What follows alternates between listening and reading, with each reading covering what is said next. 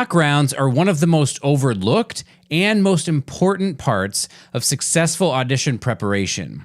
Without them, you can be doing everything right in the practice room and still not play up to your potential in the audition. I've talked with so many players who walked out of auditions frustrated.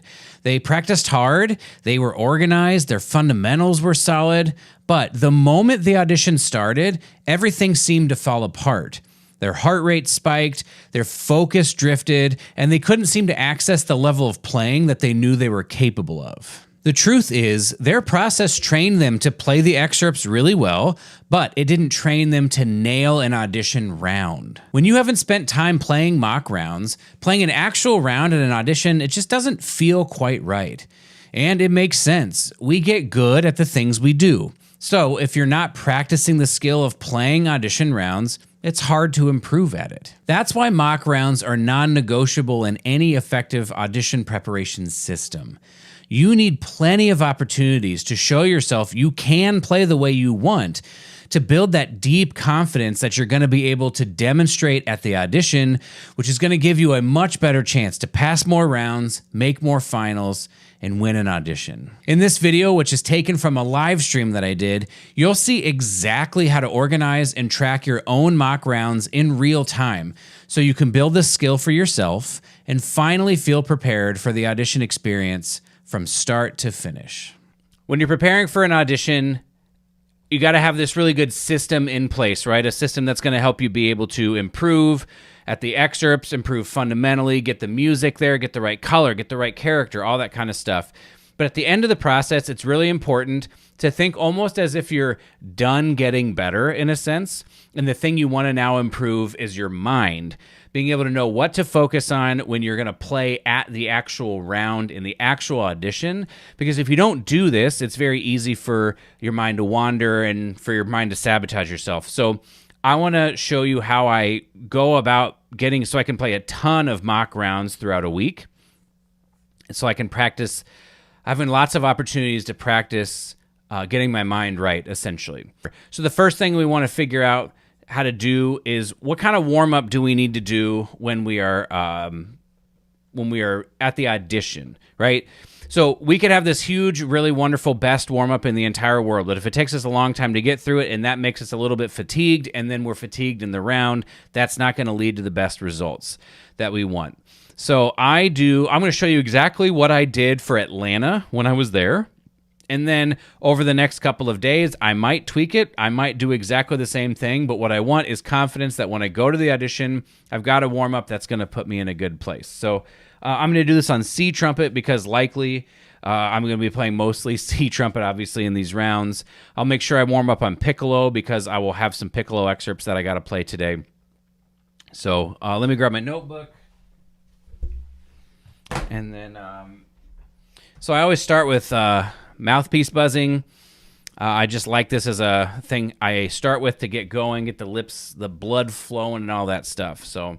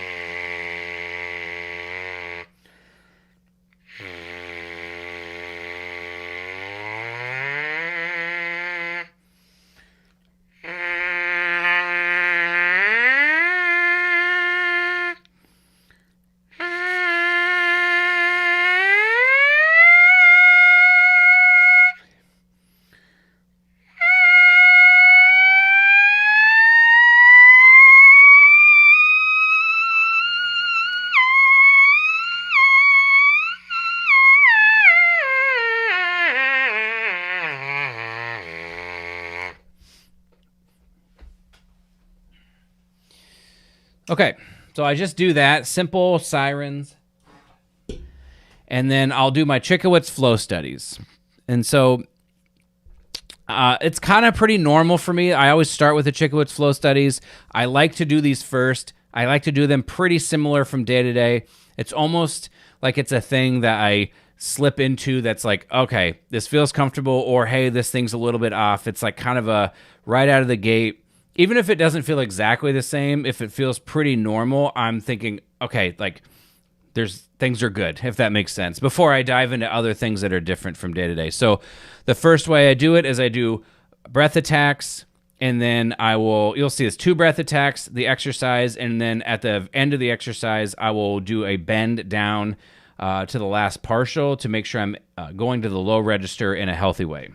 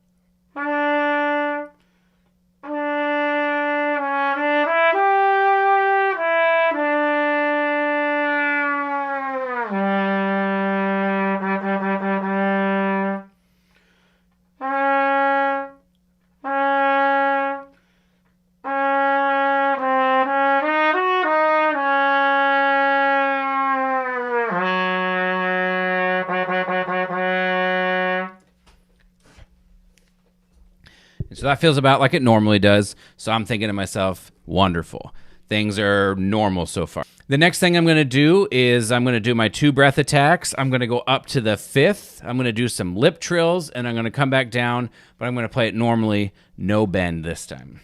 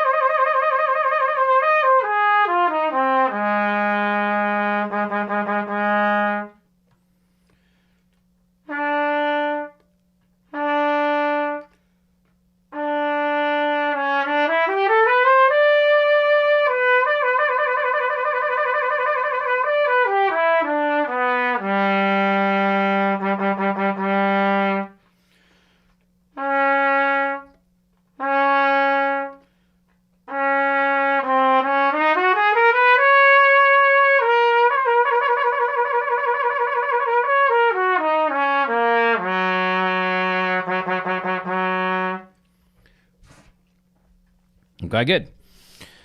The next thing I'll do, what I normally will do now, I'll get rid of the breath attacks. I'll go up to the high C. I'll put a lip trill on the high C, and then I'll come back down. What I'm going to do today is I'm going to consolidate playing up to the high C, and then sometimes I try to go then up to the high E above that, and I'm going to consolidate that into one exercise, and I'm going to do some octave slurs that I've been adding recently into it just to, you're traversing the whole entire range. And then so I kind of like to put some octave slurs in here because it should be similar in terms of like I've shown how to do it on a stepwise motion. Now can I do it with octaves? So you'll see what that looks like.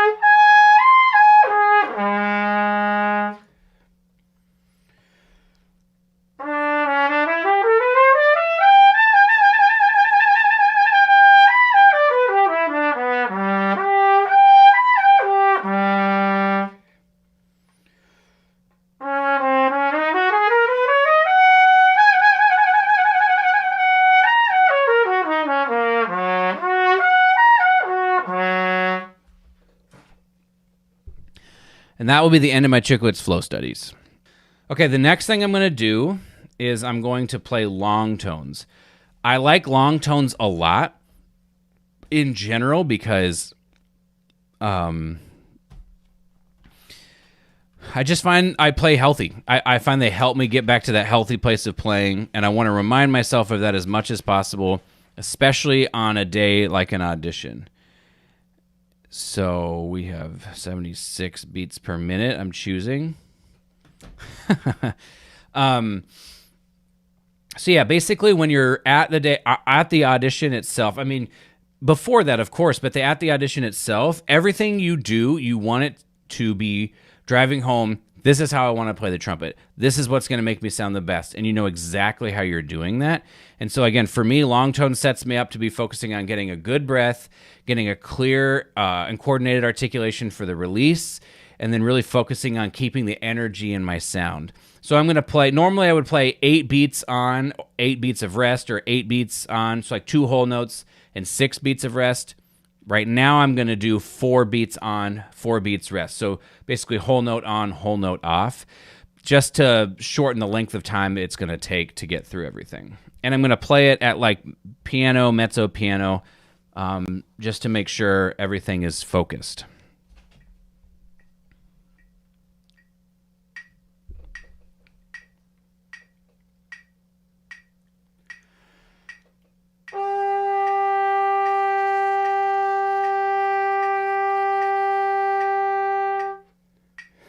Sorry.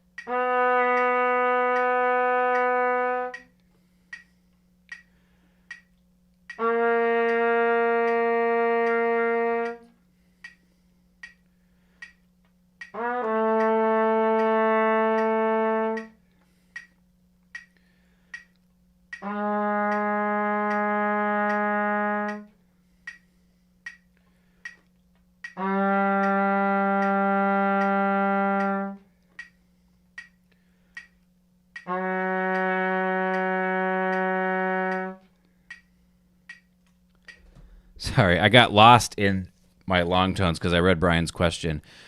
I have in the past done things like listen to excerpts or read over scores. But no, not really. I don't really have any rituals surrounding that. I will write my "it is like me" statements. I will think about my statement. I will think like, I'm confident I can present my way. So like I'll be reinforcing all of that positive mindset the whole time for sure. And but there's nothing in terms of blocking other things out, or it's like by that point I feel like I know the excerpts, I know what I want to do. So it's like almost like I don't want to listen to somebody else's interpretation that late into the game.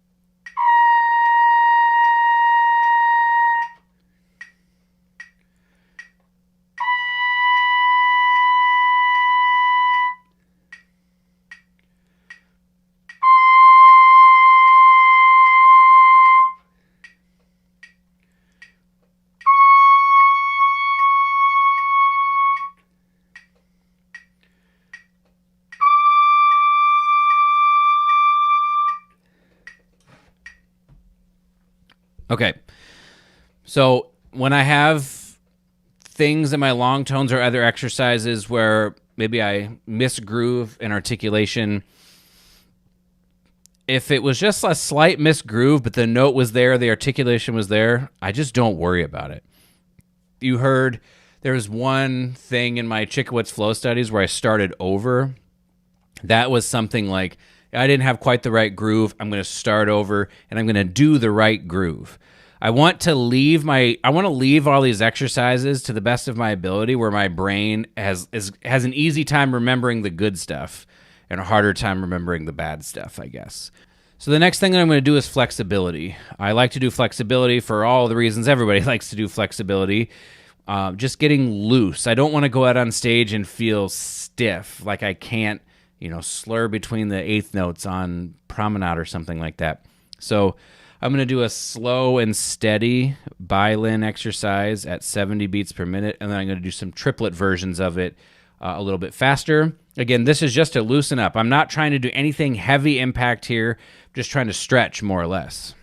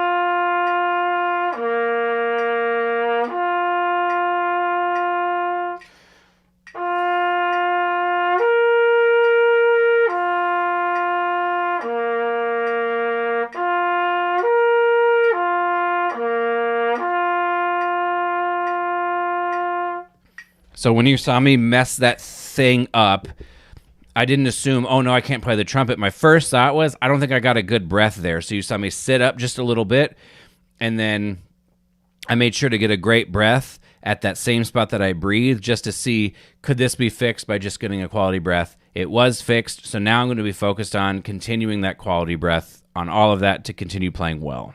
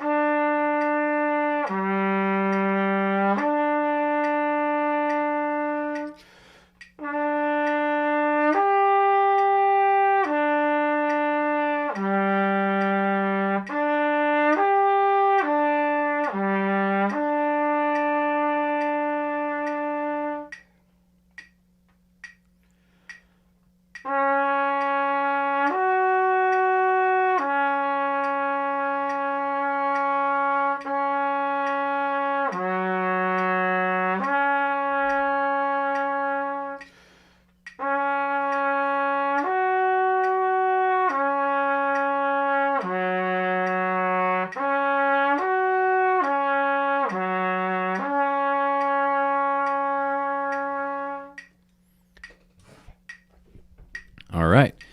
Now, so again, what I'm doing here, just to make it super clear, I'm not just warming up. I'm writing down what I'm doing to warm up so that I can start to create a blueprint, essentially, for what I would do in the warm-up room of the audition. For Atlanta, I did not warm up in the hotel room ahead of time. I warmed up at the hall when they put me in a room. So my round was from, I think I was in the 10 o'clock round, and they put me in a room at 9 a.m. And so I started warming up at like 9, 10 a.m. for about half an hour, and then I just didn't touch my trumpet until just before they came to get me. All right, some triplet violins, and we're almost out of the warm-up part.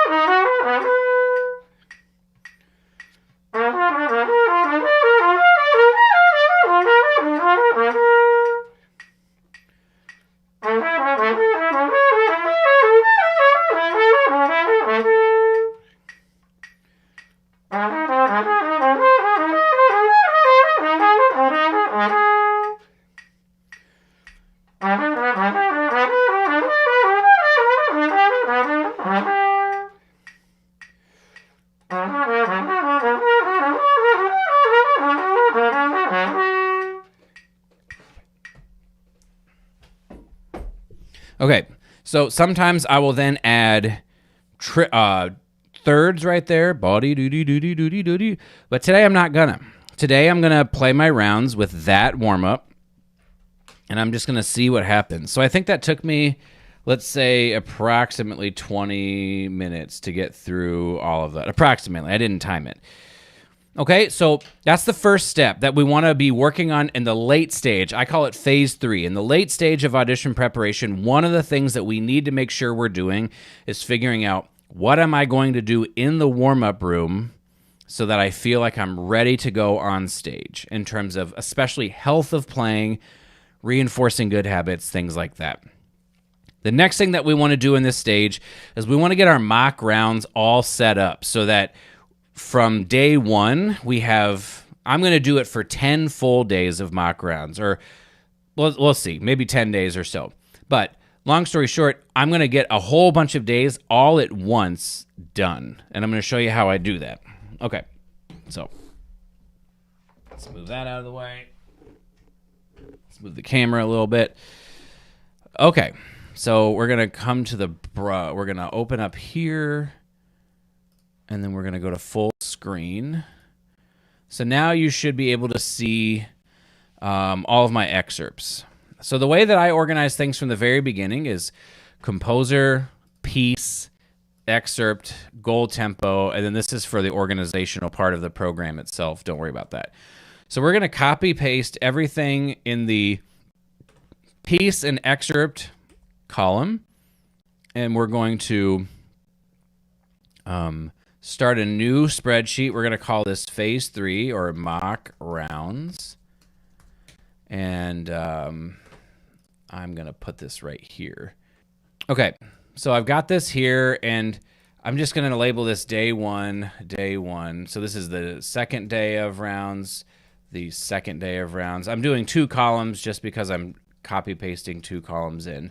Day 5, day 5, day 6, day 6, day 7. I know I said I was going to do 10 days. Let's just do 7 days of it.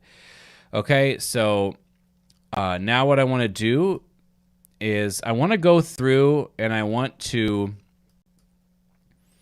consolidate. So when I'm doing something like the Hindemith Trumpet Sonata, when I'm practicing it, I'm going to split it up into different sections, so I'm working on smaller chunks. But now that we're going to run it, I'm going to consolidate this. So I'm going to delete this row, I'm going to delete this row, and we're just going to say Hindemith Movement 1, because that's what's actually on the list. All right, and then we're going to look down. Is there anything else that I split up? I think I did for we have Mahler 3. The post-horn solo is not split up. Picture. So Samuel Goldenberg and Schmiel I split up because of the 2 tempo different. Like the second half of it is a little slower tempo. The Ravel piano concerto, I'm going to leave it like that. It's technically the first movement of the Ravel, but I'm just going to practice in these 2 excerpts for now. Pines is fine. Scheherazade, I'm going to consolidate basically the last page of it, but I'm going to leave, well, we'll see. I might leave these 2 separate. And then we have Firebird. We got to consolidate this into just the Infernal Dance. So let's see how many excerpts that leaves us with. 53. So I am going to consolidate rehearsal P to rehearsal R, because I want to have an even number of excerpts. So I don't know if you can see this in the bottom right, but when I highlight that, it says count 52. So I have 52 excerpts that I need to organize. Now, generally speaking, what I do is I like to do it where I have 2/3 of the list every day. But this list being so long and me being as busy as I am and all sorts of reasons, I'm actually going to split it in half instead. So if you wanted to do 2/3 of the list, you would do 52 times 0.666666, 2/3 repeating. I'm going to do 52 divided by 2. So 52 divided by 2 gives us 26. So we need to put 26 excerpts per day. So now we're going to copy this. So we have all the, that's a lie. We don't want to do that. So we want to go 28, 27, 26. So here's 26 excerpts. So I'm going to take these 26 excerpts and I'm going to put them here.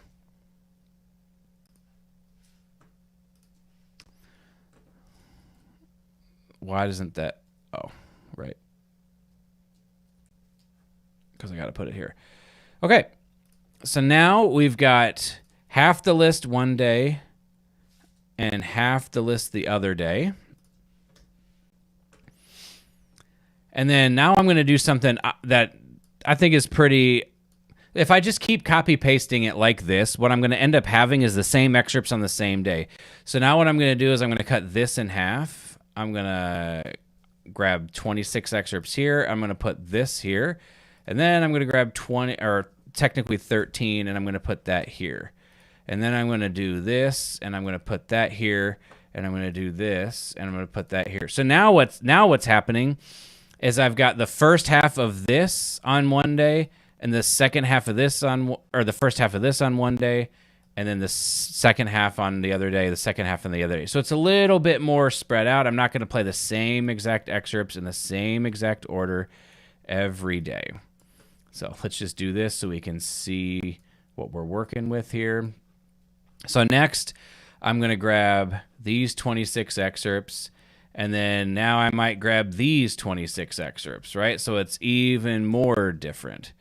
And then now I'm going to grab these, not 26, I keep saying 26 excerpts, but what I mean is 13 excerpts. Day 6, and let's do day 7 and day 8. And so for that, let's just copy paste what we had from the first 2 days over. So we'll just end up repeating that. All right, so now we want to get this, resize the columns, fit to data. Okay, so now what we have is we have all of our excerpts sort of organized throughout the thing, but right now it's still in order of the list. And so what we want to do is organize this in a different way. But what I have done in the past is I would get a number generator. I would put a random number generator. I would put a number next to each one of these things, right? So Haydn movement 1 would be 1. Haydn movement 2 would be 2. Sonata, the Hindemith would be 3. And then I would random number generate it, organize them, reference them. But now I have a significantly easier way to do this. Real quick, before we continue, if you're serious about taking auditions and you want to improve your audition preparation systems so you can pass more rounds, make more finals, and start winning, I've got an audition program designed to help you do exactly that. Click the link in the description for more information. Let's get back to the video. The way you're going to do it is you're going to grab day 1. You're going to go to Data, Randomize Range. And you can do this as many times as you want to feel like you're shuffling the cards, but you can see now they are in a different order, right? So now we start with that, and then so I'm just going to do that for all of these things. And I don't have to do them all. I don't have to do it all. Like I can just, okay, on day 1, I'm just going to do day 1. right? And then maybe we want to like put something like, this here to acknowledge that it's randomized, right? So, Shannon's probably already gone. Brian, I'll get to you. This is a pretty fair list for such a big orchestra. I've seen orchestra a third of the size and close. That's insane. 80 excerpts is crazy. So what we need to do now is we need to organize them into lists, right? And so the way we're going to do that is I'm going to write number of excerpts and number of rounds. And so on day 1, I generally like to start with a lot of rounds of a few excerpts, and over the course of the process, play more excerpts per round and fewer rounds. So let's say on day 1 and day 2, we want to play rounds of 4. And then day 3 and day 4, let's play 6 excerpts per round. So we need a 6 there. And then let's say for day 5 and day 6, we want to do 8 excerpts per. And then let's say for day 7, let's try to see if we can get 10. And then day 8, let's see if we can get 13. I don't even know if I'm going to get to this. I should actually figure out like how many days I have before I got to do this. So my round is on the 28th. So I have 7, 8.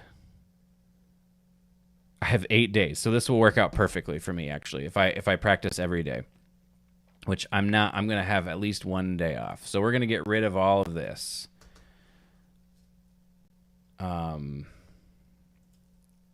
Well, I don't know. I'll figure that out later. Okay, so now what I'm going to do is I'm going to go up from the bottom first, and I'm just going to start highlighting 4 excerpts and then clicking this little borders button and clicking the outer borders. And now I'm highlighting exactly what I'm going to be playing in every single round.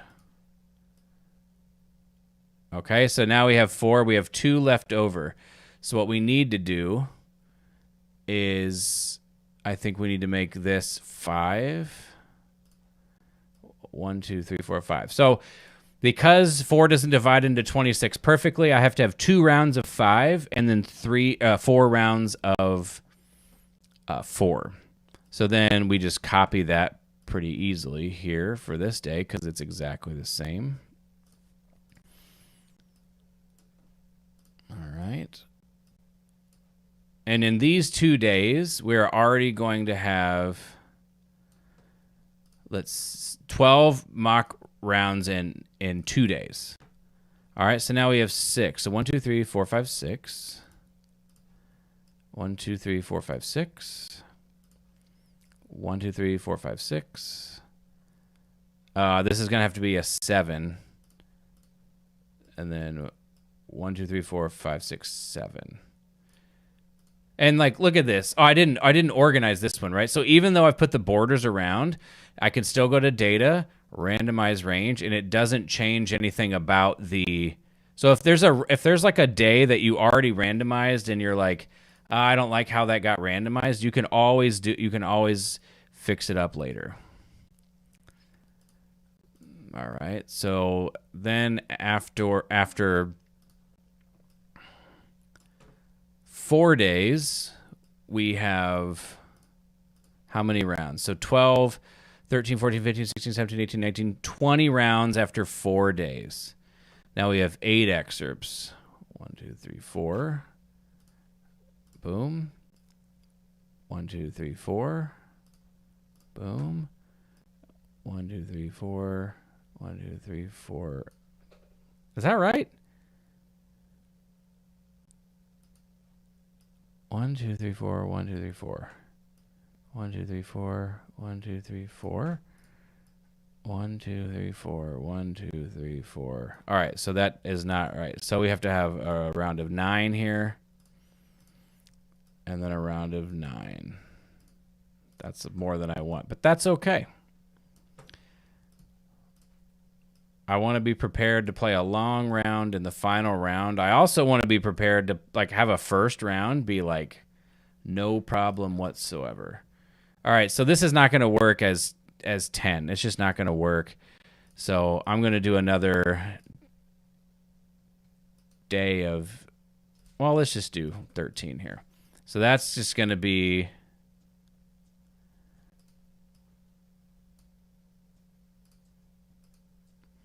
it's just going to be 2 rounds of 13.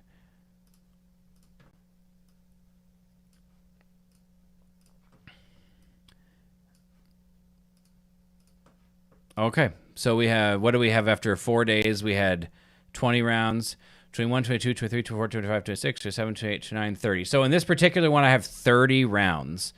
But if I was doing more of the list, it would be easy to get between 40 and 50 per day, 40 rounds in this, this 8-day time frame. If I had 10 days to run it, it would be easy to get close. So it's very easy to get a lot of rounds when you do it like this, where you start with a few rounds.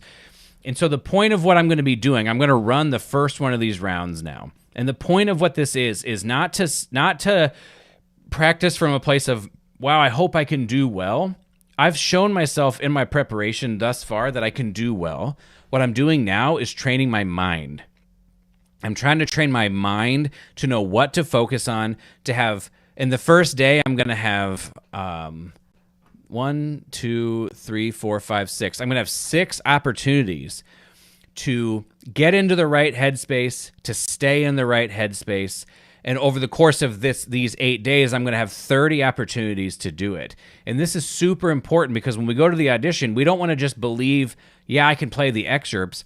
We want to know beyond a shadow of a doubt, I know how to warm up. And I also know exactly what headspace to be in for all of the excerpts to go hopefully the way you want. But that's what you're betting on. You're betting on the thing that will make me sound the way I want is if I know what to think, if I know what to focus on, that will give me the desired results that I want. And now what we're going to do is I'm going to play through a bunch of these rounds, but we're going to start with this first one. So it's going to be Dvorak 8, the beginning, and then it's going to be Mahler 7, the 5th movement, and then Beethoven 5, and then the first movement of the Haydn, and then the Mass in B minor, the Gloria. I'm going to play these 5 excerpts, and I'm going to show you what I do in the round, which is going to be the third thing that we're trying to hone throughout this last phase, this phase 3. How am I going to stay focused in the actual round? Okay, so I'm going to come over to Logic here. And I need to add 6 of these. And then we're going to write out these rounds. So we have Dvorak 8, 4th movement. Mahler 7, 5th movement. Beethoven 5, 4th movement. Haydn movement 1. And then Gloria. The next will be Dvorak 8, 2nd movement, Mahler 5, the Wild section. I think this is going to be Mahler 7, 1st movement. This is Mahler 5, opening and outdoor overture. So when you randomize rounds like this, it's like you could get some really easy, simple rounds. You could get some normal rounds, but sometimes you're going to get some brutal rounds. And knowing you can get through those brutal rounds helps you feel a lot more confident that they can't really throw anything your way that you're not going to be prepared for. This is Brahms 2, 282, post horn, Mahler 5 lyric, and Bruckner 7. And then this is Mahler 3 chorale, Leonore 2, Hindemith movement 1, Credo, Bartok 5th movement, Haydn movement 2, Bartok 2nd movement, Brahms to fourth movement, and Brahms to first, let's say first ending, Leonore 3, Mahler 5, second call, and Bruckner 7, first movement. Okay, we are ready to play. So, I didn't warm up on the piccolo. Sorry, I got to do that real quick. Very quickly. I would do this in the round, I forgot. So, we're going to write piccolo.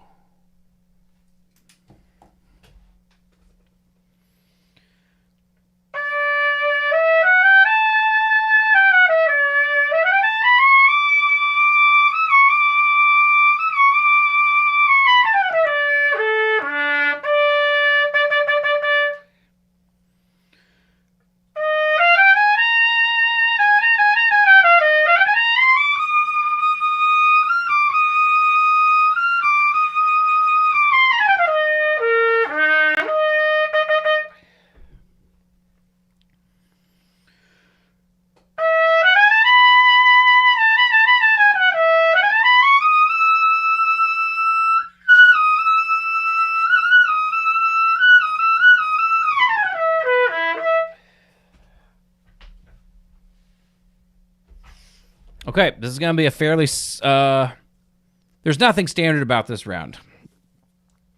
I need to write my statements real quick. Let's do it together. I'll face you this time when I do it. All right, number 1. It is like me to let go and perform in flow state. This is the main thing that I'm trying to get my headspace to. Like when I'm talking about what is the headspace that I want and all that kind of stuff, that statement right there is what I'm honing now at this stage in the process.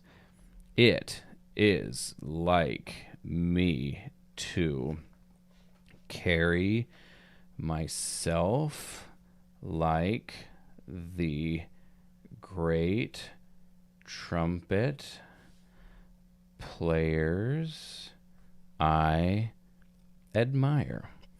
It is like me to make music sound easy and compelling. It is like me to play with a beautiful sound, jaw-dropping power, and refined lyricism. Okay. Now for the running the rounds part. So the way I structure this, generally speaking, is there's two ways you could do it. You could do it how I've done it here, where I warmed up and then I had a little bit of a break. And then you're going to almost pretend that, okay, they've come to get you to say you've got 10 minutes left. So now what I'm going to do is I'm just going to touch up on a couple of things that I want to make sure that I do in the round. And, I'll start the last excerpt or the first excerpt, to get that in my head. And then I will set a timer for 5 minutes, and that will act as if I am walking on stage. So I'm not playing it all.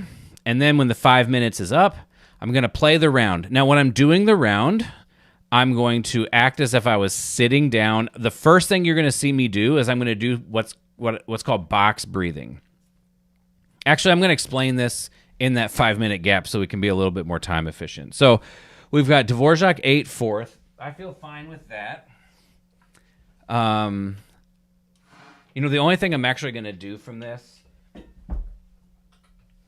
is I'm going to do the high E flat from the Haydn a couple of times. I just want to drive home. This is what it should feel like.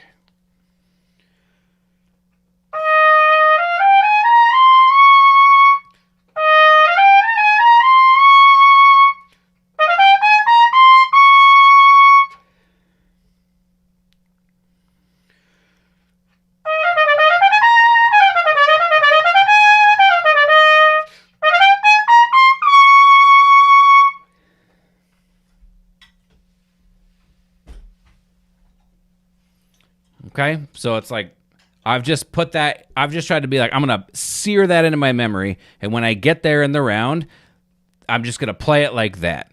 I'm going to go after playing it like that. So now I'm just going to start the Dvorak.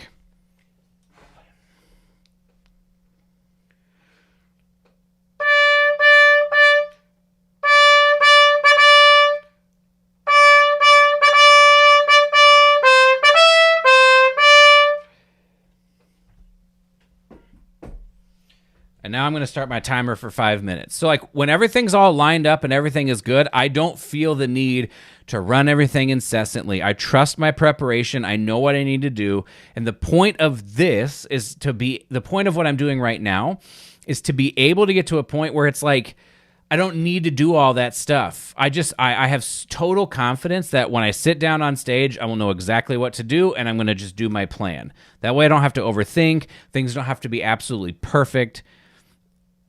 That is what I want to feel when I'm on stage. I do not want to feel like everything has to be exactly the way I want, or I can't play the way I want to play. So for box breathing, what I'm going to do, this is something I incorporated in the Atlanta audition that I had not done in any other previous audition because I had not heard of it. I did a podcast episode where my guest Ben Gunnarsson told me about it, and I was like, I'm going to try that. So what box breathing is generally it's going to be you maybe breathe in for 3 counts, you hold your breath for 3 counts, you breathe out for 3 counts, and then you hold with no breath for 3 counts. So it's like kind of like a square.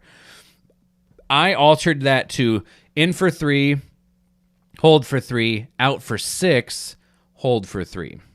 So it's not quite like a box, but you'll see me do that. And this is something I do in between every excerpt for 2 reasons. The first is that it helps me just center myself, kind of let go of what just happened, and then be able to get my mind into the next thing. And then also it helps me not rush from excerpt to excerpt, because I have a tendency, if I'm not pacing myself, to just dive into the next excerpt too soon. But I do this twice. So, if you're breathing like at a second interval, it's 3 seconds, 6, 12, 15. So you're basically turning the page. It's no more than possibly 45 seconds in between excerpts. So that also helps make sure it doesn't go on too long.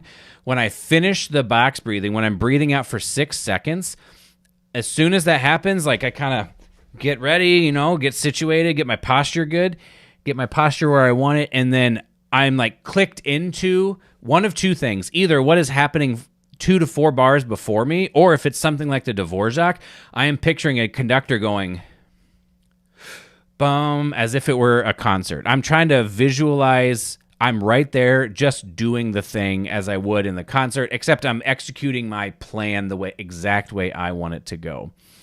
So we've got another couple minutes here to wait. But this is the exact process that I go through when I'm on stage. And, I try to be as organized as I possibly can. One of the reasons why, and I can speak more to this afterwards, but one of the reasons why is it took me a long time to realize, but I was doing really well in my trumpet playing, but in order to get to where I feel like I'm playing now, which is much more refined, I'm playing with much more color, with much more consistency and refinement. Like I said, refinement already, but I'm playing that way because my systems got better. I figured out how to practice better. I figured out how to organize things better. And so now I'm very much into developing a system and testing that system out. And this system worked for me in Atlanta. So I'm thinking, let me do it again. Let's see if I can do it again. And so that's where my main focus is. Just, can I play the way I know I can play again? And so I really try to just think of all the different things that not that could go wrong, but all the different things that I want to make sure I'm trying to replicate in my preparation so that I can account for as many things as possible. So when I get out there, it's just another day at the office, so to speak. So got another minute here. I'm going to switch us over to the music, and then I'm not going to do much talking in between the round, or I'm not going to do much talking during the round, in between the excerpts. So feel free to say whatever you want, but I won't catch you until after I'm done. I'm going to have the music up, and I'll be focused like that. So here we go.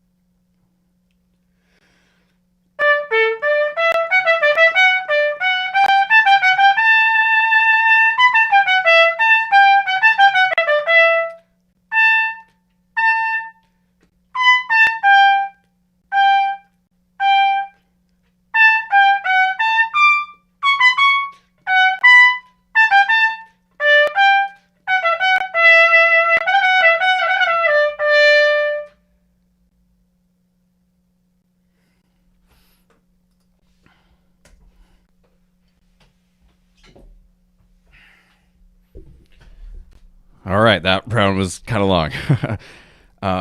And then, so now what I'll do is I'll hit a timer for 10 minutes.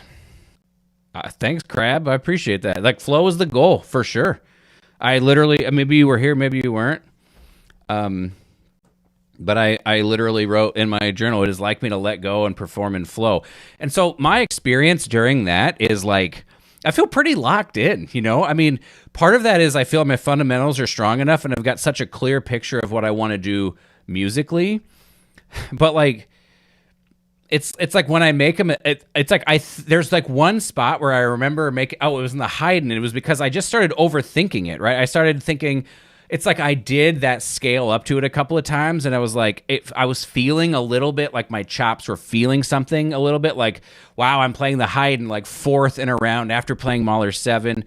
And so it's like my mind like wandered for a second there, right? As locked in as I was, my mind wandered. And so it is what it is. Like, I just recovered, and you just keep going. And I think that can be where if you make a mistake in an audition, but you keep going and the music is still there and you're in flow or whatever, like I said, which is my goal, I want my committee to be in flow. So if I make that mistake, it's like, oh, that's weird, and you just keep going. I think you can, not only can you get away with some mistakes and it's still okay, but I actually think showing that you can recover from a mistake like that is not a bad thing in an audition. So, yeah, so normally I would listen back to this, and I'll do that later. I'm just going to chill for a second. I felt pretty good about that round. So when I'm listening back, I'm generally listening for pacing. I'm generally listening to make sure I'm not like slowing down in some spots. We can listen to a couple of these excerpts. So the first one was the Dvorak.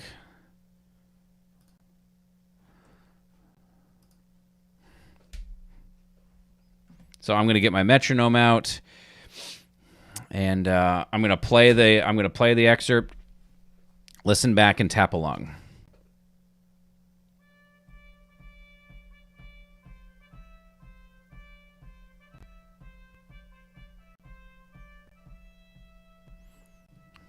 Good, and then this is out of time. Huh, that was a little... I feel like I'm so gun-shy about my A's being sharp that sometimes they're coming out a little flat. So I'm going to literally write, just play the A. So when I tapped along with that, my goal tempo for this excerpt, I can show you because we have a little bit of time. My goal tempo for this excerpt is 120. And so when I was playing through that, or I was tapping through that, I was tapping like 120, 122, 123, somewhere in there. And so if I'm in that range of like what I would say 4 to 6%, right? So it's 120. Let's do the math just so I'm being accurate. 120 times 1.04 is 125 basically. If I'm within that, it's almost like a negligible enough increase that the effect on my committee will probably be they'll be like, this person's time is fine. And what I'm more concerned with is am I playing with the right pacing? So, good.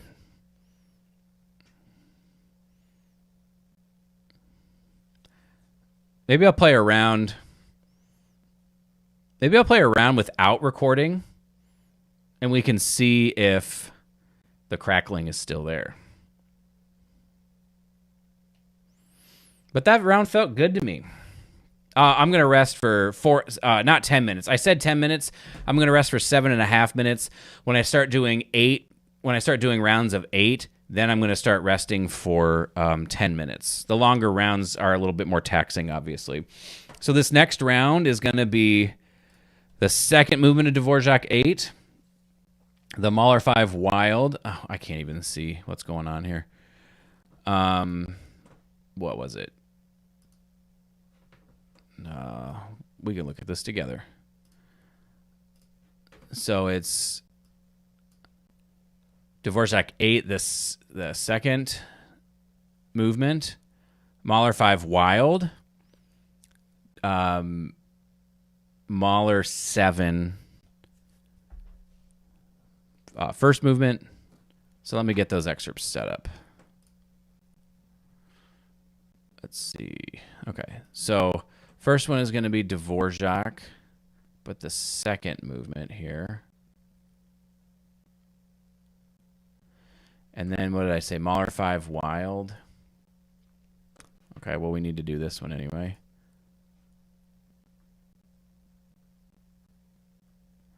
This excerpt from this movement. I've never worked on this excerpt before. It's such an interesting excerpt. And then we have the wild section, which is rehearsal 7. Let's see if you can see that whole excerpt. Not quite. Okay. And then the last one is outdoor over. So it's like a couple of excerpts that are like loud and sort of punishing, and then I got to play outdoor overture, right? This like very delicate thing. Like if that showed up in a round, a lot of people would be like, oh no, what am I going to do? I feel like when it shows up, I'm thinking to myself, this is very annoying, but I can do it.